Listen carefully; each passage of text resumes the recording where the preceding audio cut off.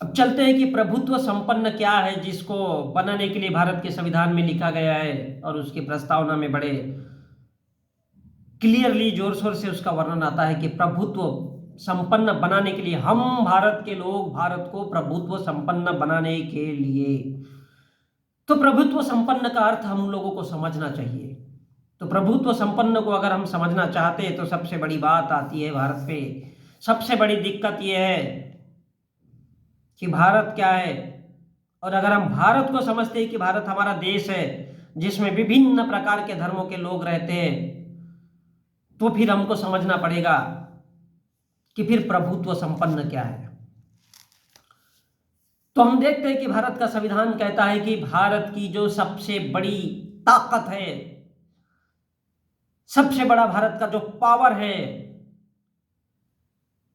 भारत जिस वजह से भारत है वो क्या है,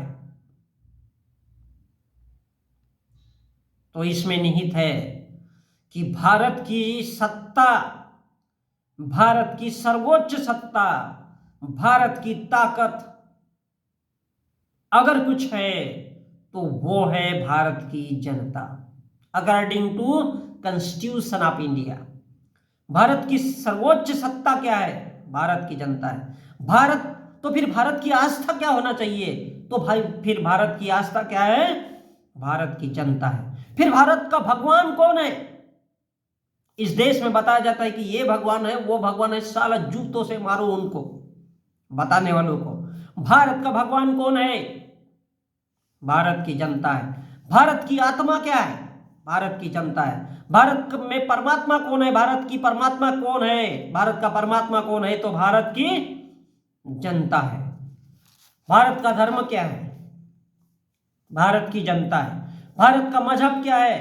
भारत की जनता है। भारत का धार्मिक ग्रंथ क्या है? भारत की जनता है। भारत की आर्थिक व्यवस्था क्या है? भारत की जनता है। भारत की सामाजिक व्यवस्था क्या है? किसके लिए? भारत की जनता के लिए, भारत के लिए। भारत की राजनीति क्या है? भारत की जनता। भारत का राजा कौन है? भारत की जनता। भारत की प्रजा कौन है? भारत की जनता। भारत की संस्कृति क्या है? भारत की जनता। भारत का इतिहास क्या है? भारत की जनता। भारत का भूगोल क्या है? भारत की जनता। भारत का मीडिया क्या है? भारत की जनता। भारत का संगीत क्या है? भारत की जनता। भारत का गीत क्या है? भारत की जनता। भारत के हाशिए पर क्या है? भारत की जनता। भारत के अंदर क्या है? भारत की जनता। भारत के बाहर क्या है? भारत की जनता। भारत का शासन किसके लिए? भारत की जनता के लिए। प्रशासन किसके लिए? भारत की जनता के लिए। न्याय व्यवस्था किसके लिए? भारत की जनता के लिए। नेता किसके लिए, किसके लिए चुने जाते हैं? जनता की रक्षा करने के लिए, उनके समस्याओं को सुलझाने के लिए। सेवा किसकी होना चाहिए? भारत के जनता की। सम्मान किसका होना चाहिए? भारत के जनता का। तो फिर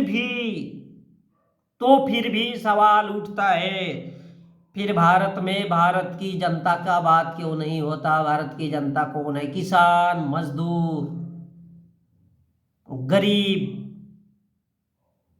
जवान, शिक्षक, प्रोफेसर, वकील, डॉक्टर, इंजीनियर। लेकिन साला इन लोगों की बात भारत में होती क्यों नहीं? क्यों इस देश में क्या कहा जाता है कि हिंदू हिंदू हिंदू?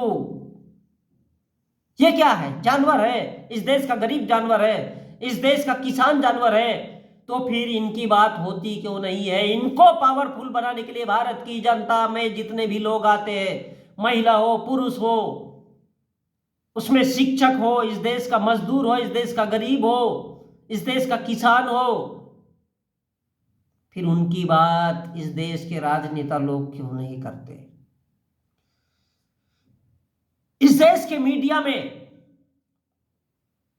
इस देश का मीडिया सिर्फ कैमरा लेकर के एक ही साइड में घूमता है, इस देश की जनता की बात क्यों नहीं करता? इस देश में कितने बेरोजगार हैं? इस देश में कितने युवा पढ़े लिखे हैं? कितने युवा अनपढ़ है? इस पर चर्चा क्यों नहीं होती? और यही भारत का संविधान पूछता है कि भारत में किसकी बात होना चाहिए? भारत के जनता की। लेकिन भारत के जनता की बात होती है? नहीं होती। तो फिर भारत के राजनेता भारत के जनता की बात क्यों नहीं करते? क्यों नहीं करते? वो इसलिए नहीं करते क्योंकि उनको पता है कि भारत की जनता कुत्तों बिल्लियों के अलावा कुछ नहीं है। उनको पता है साले ये कुछ नहीं है, भारत के लोग क्या उखाड़ लेंगे हमारा, क्या करेंगे, कुछ नहीं कर सकते। क्यों? कोई कहता है गर्व से कहो हिंदू है, कोई कहता है हम मुसलमान हैं, लड़ते रहो इनमें। मंदिर मस्जिद लड़ा तो इनको आपस में, क्या है? मंदिर मस्जिद में लोगों को लड़ा दो, अपने आप गुलाम बन जाएंगे। जो सदियों से चला आ रहा है वो आज भी चलता रहेगा, कल भी चलता रहेगा। और 1950 से जब से भारत का संविधान लागू हुआ 26 जनवरी से, तब से यही क्रम, यही पाठ्यक्रम चल रहा है। क्या चल रहा है? जो नंगा है, जो झूठ बोल सकता है, वो भारत की राजनीति में जा सकता है। क्यों जा सकता है? क्योंकि भारत में या भारत की जनता साली जानवर है। जानवरों को पता ही नहीं होता कि वो इंसान है और इंसानों के साथ किस तरह से पेश आना चाहिए। चाहे वो अनुसूचित जाति वर्ग हो, चाहे अनुसूचित जाति जनजाति वर्ग हो, या फिर भारत का सामान्य वर्ग हो, या फिर भारत का अन्य पिछड़ा वर्ग हो। साले सब क्या है? कुत्ते बिल्लियों की तरह आपस में लड़ते रहते। इंसान कोई नहीं बनना चाहता। और भारत का ब्राह्मणवाद तो सिखाता है कि भारत में इंसान कभी पैदा ही नहीं होना चाहिए, क्योंकि अगर एक भी इंसान पैदा हो गया तो भारत की धरती पे भूचाल आ जाएगा। और उनको पता है कि भारत का संविधान एक अलग विधान है, एक अलग कानून है जो लिखित भी है और देश के लोग उसका पालन करने के लिए बाध्य भी है। और उसकी बात नहीं होना चाहिए, इसलिए वो भारत के लोग भारत की जनता की बात नहीं होने देना चाहते। अगर भारत की जनता की बात करेंगे तो उनके परिवार के लोग, उनकी मां बहनें किस तरह से मोटा पेंदा करके जिएगी, किस तरह से वो अपना अमीर बनते जाएंगे। क्योंकि भारत में जो कोर्ट और कचहरी वाला सिस्टम है, जुडिशरी सिस्टम है भारत का, वो भी ब्राह्मणवादी है। क्यों ब्राह्मणवादी है? क्योंकि उनको मालूम है कि साला देश हो दुनिया हो कहीं भी हो, ब्राह्मण सबसे ऊपर ही होना चाहिए।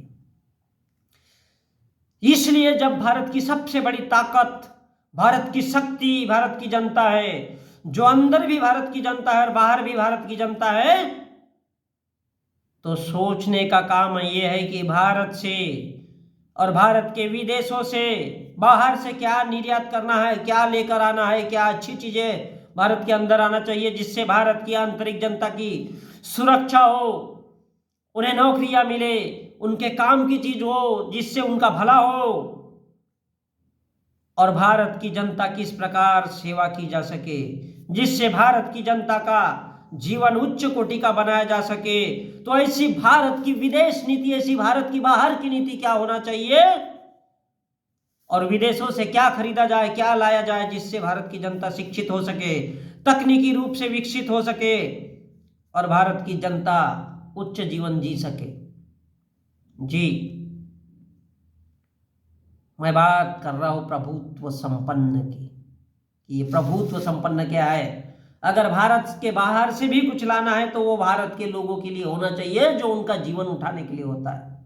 अब वो चाहे इंजीनियर हो, डॉक्टर हो, वकील हो, शिक्षक हो, प्रोफेसर हो, किसान हो, मजदूर हो, गरीब हो, भारत का हर वो वर्ग, कोई कारपेंटर क्यों ना हो, कोई इलेक्ट्रिशियन क्यों ना हो, इन सब का जीवन किस तरह से उठाना चाहिए, ऐसे क्या भारत में लेके आना है, ये तय करता है भारत की बाहर की नीति।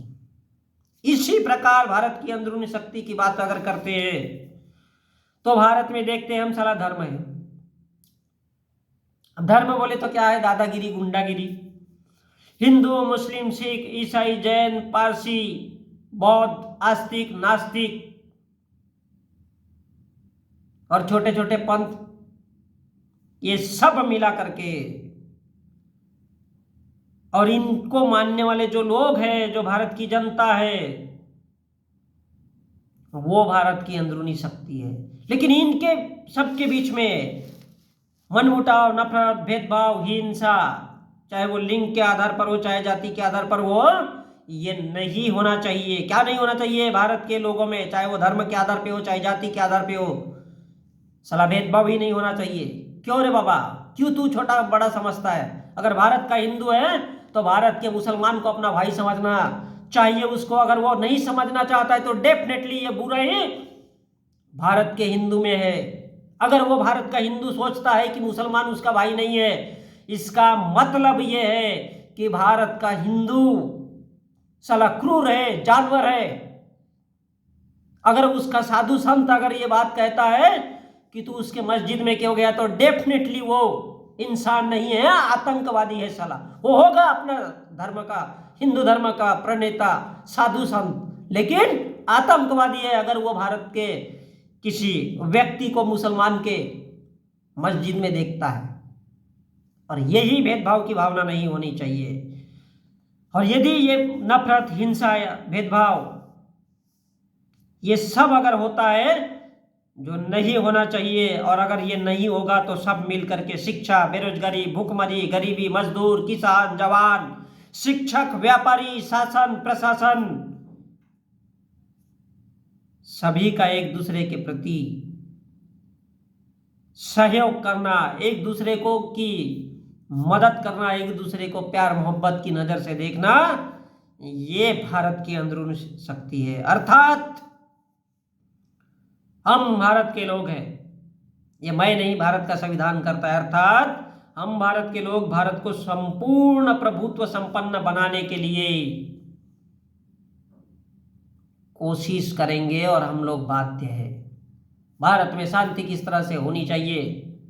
भारत में विभिन्न प्रकार के धर्म के लोग हैं, भारत में विभिन्न प्रकार के जातियों के लोग हैं, विभिन्न प्रकार के समुदायों के लोग हैं, बावजूद इसके शांति व्यवस्था रहना चाहिए। लेकिन हम देखते हैं कि 1950 के बाद केवल भारत में तांडव चलता रहा है, तांडव चलता रहा है धर्म। 1990 में अगर देखते हैं तो राम मंदिर, बाबरी मस्जिद का भैया इसकी जरूरत क्यों है? डेफिनेटली इसकी रचना करने वाले और करवाने वाले, और दोनों तरफ से जो युद्ध होता है, ये क्या है?